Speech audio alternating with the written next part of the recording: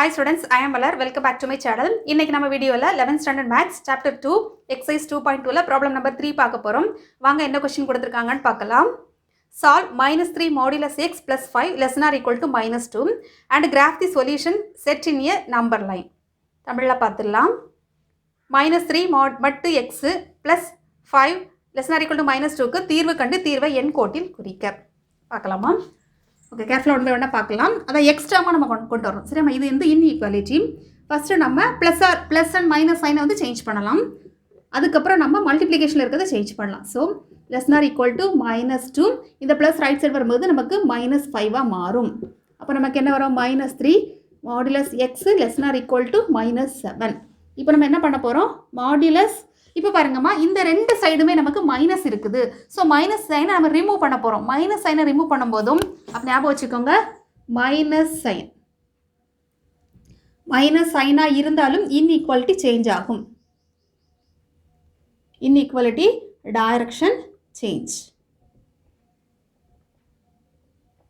புரியுதாமா? நம்ம இப்போ sign change பண்ண போகிறோம். அதாவது மைனஸாக ப்ளஸ் ஆக்க போகிறோம். அப்போ சைன் சேஞ்ச் பண்ணும்போது இன்இக்வாலிட்டி சேஞ்ச் ஆகும். இன்இக்வாலிட்டினா யாருன்னா இந்த டைரக்ஷன் வந்து நமக்கு சேஞ்ச் ஆகும். அப்போ பாருங்கள், -3 வந்து +3 ஆகுது. எக்ஸு இந்த -7 வந்து +7 மாறுது. அப்போ இன்இக்வாலிட்டி எப்படி சேஞ்ச் ஆகும் பாருங்கள், இந்த மாதிரி நமக்கு சேஞ்ச் ஆகும். புரியுதாமா? சைன் சேஞ்ச் வேணால் எழுதிக்கோங்க, சைன் சேஞ்ச். ஓகேவா? ஓகே, இப்போ பாருங்கள், இப்போ நம்ம மாடுலஸ் எக்ஸ் கண்டுபிடிக்கலாம். அப்போ modulus x greater than or equal to 7/3. ஓகேம்மா, நமக்கு இந்த மாதிரி கிடச்சிருக்கு. நம்ம ஃபார்முலா யூஸ் பண்ணலாம். அது என்ன ஃபார்முலான்னு பாருங்கள். Modulus x minus a greater than r. இங்கே வந்து ஆரோட வேல்யூ greater than 0 இருக்கணும். பாருங்கள், 7/3ங்கிறது 0 ஜாஸ்தி தான். ஸோ இந்த ஃபார்முலா அப்ளை பண்ணலாம்.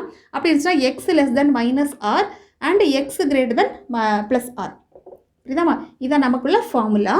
இந்த ஃபார்முலாவை நம்ம அப்ளை பண்ண போகிறோம். இந்த இடத்துல ஏக்கு பதிலாக 0 இருக்குது, அவ்வளோதான், வேறு ஒன்றும் கிடையாது. ஸோ மாடுலஸ் எக்ஸும் ஏ டேர்ம் நமக்கு இல்லை, ஏ வந்து 0. ஸோ நம்ம கன்சிடர் பண்ணலாம். இப்போ நம்ம எழுதலாம் x less than -7/3 and x greater than ஆருக்கு பதிலாக நம்ம 7/3 போட போகிறோம். 7/3. ஓகேம்மா? இப்போ நமக்கு 2 வேல்யூ கிடச்சிருக்கு. இப்போ பாருங்கள், 1 and 2. இதுக்கு நம்ம நம்பர் லைனை ப்ளாட் பண்ண போகிறோம். கேர்ஃபுல்லாக ப்ளாட் பண்ணணும். இப்போ பாருங்கள், இதை நம்ம நம்பர் லைன் கன்சிடர் பண்ணிக்கலாம். இது இன்ஃபினிட்டி, இது வந்து நமக்கு -∞. இது நம்ம 0ன்னு எடுத்துக்கலாம். இது +7/3, இது நமக்கு -7/3 அப்ராக்சிமேட்டடாக. சரியாம்மா? இப்போ பாருங்கள், இதை மட்டும் பார்க்கலாம். எக்ஸ் ஆனது -7/3 விட சின்னது இல்லையா?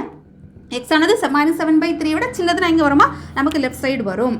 இப்போ பாருங்கள், இந்த டைரக்ஷனில் நமக்கு வரும், இந்த டைரக்ஷன். சரியாம்மா? அதாவது எக்ஸ் லெஸ் தென் -7/3. அடுத்து இதை பாருங்கள், எக்ஸ் ஆனது 7/3 விட பெருசுனா நம்ம வலது பக்கம் மூவ் ஆகும். அப்படின்னா நமக்கு இதுதான். ஓகேவா? அதாவது எக்ஸு கிரேட்டர் தென் 7/3. இதுக்கு நம்ம எப்படி ஃபைனல் ஆன்சர் எழுதலாம் பாருங்கள். எக்ஸ் பிலாங்ஸ் டு ஸ்டார்டிங் பாருங்கள், நமக்கு -∞ வரும்போது நமக்கு ஓப்பன் ப்ராக்கெட் தான் போடணும், க்ளோஸ் ப்ராக்கெட் போடக்கூடாது.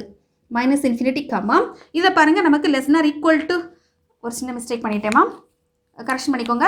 இந்த இடத்துல லெஸ் தென் இருந்துச்சுன்னா நமக்கு இந்த ஃபார்முலா லெஸ் நார் ஈக்குவல்ட்டுனா இந்த இடத்துல லெஸ் நார் ஈக்குவல் டு வரும். சரியாம்மா? அப்போ இதில் எல்லாமே சைன் சேஞ்ச் ஆகும் இல்லையா? இந்த இடத்துல நமக்கு சைன் சேஞ்ச் ஆகும், லெஸ் நார் ஈக்குவல் டு நமக்கு வரும். சரியாம்மா? அதை நான் போட மறந்துச்சேன். அப்போ இந்த இடத்துல நமக்கு லெஸ் நார் ஈக்குவல் டு, இதுவும் நமக்கு கிரேட்டர் நார் ஈக்குவல் டு. அப்படின்னா நமக்கு என்ன வரும்? லெஸ் நார் ஈக்குவல் டுனா -7/3 ஆட் ஆகும். அப்போ நம்ம எப்படி எழுதுறோம்? -7/3 க்ளோஸ் ப்ராக்கெட். க்ளோஸ் ப்ராக்கெட்னா என்ன அர்த்தம்னா அந்த -7/3 வந்து இன்க்ளூட் ஆகும். யூனியன்.